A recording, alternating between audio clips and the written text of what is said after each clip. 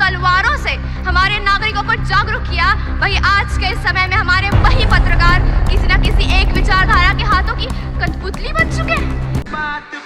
Now, may I please invite our last student speaker of the session, Ms. Akshita Mansi Madhav Deshpande from Maharashtra.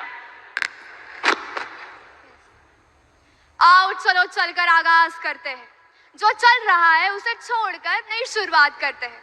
अरे अभिव्यक्ति आजादी की लड़ाइयाँ तो बहुत लड़ ली हमने, आओ राष्ट्रहित में चलकर कुछ बात करते हैं।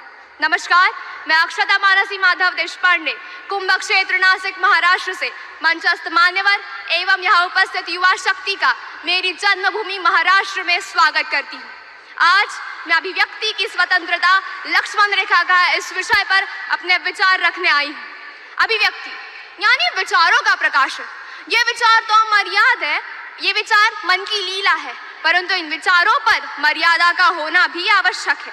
इन्हीं विचारों के प्रकाशन हेतु भारतीय संविधान तथा लोकतांत्रिक व्यवस्था ने अनुच्छेद 19 के तहत हमें अभिव्यक्ति स्वतंत्रता का मौलिक अधिकार दिया है। Global state of democracy indices के अनुसार विश्व के केवल 165 देशों ने ही अपने नागरिकों को अभिव्यक्ति की स्वतंत्रता दी है। हाँ, अगर भारतीय परिप्रेक्ष्य से बोले तो हमारे लिए केवल अधिकार नहीं, अपितु भारतीय सभ्यता एवं संस्कृति की महत्वपूर्ण विशेषता भी है। परंतु आज के इस युग में हमें यह समझना आवश्यक हो गया है कि अभिव्यक्ति की स्वतंत्रता यानी सत्य से विद्रोह नहीं। जहां स्वतंत्र पूर्व भारत में हमारे पत्रकारों ने अपनी कलम की तलवारों से हमारे नागरिकों को जागरूक किया, वही आज के इस समय में हमारे वही पत्रकार किसी न किसी एक विचारधारा के हाथों की कठपुतली बन चुके हैं। केरला हाई कोर्ट के अनुसार freedom of speech is not licence to abuse justice system with your half baked facts and little knowledge about judiciary. अगर एनसीआरबी की रिपोर्ट की माने तो गत 7 वर्षों में अभिव्यक्ति के नाम पर देश में हिंसा का प्रसार 500% से बढ़ गया है।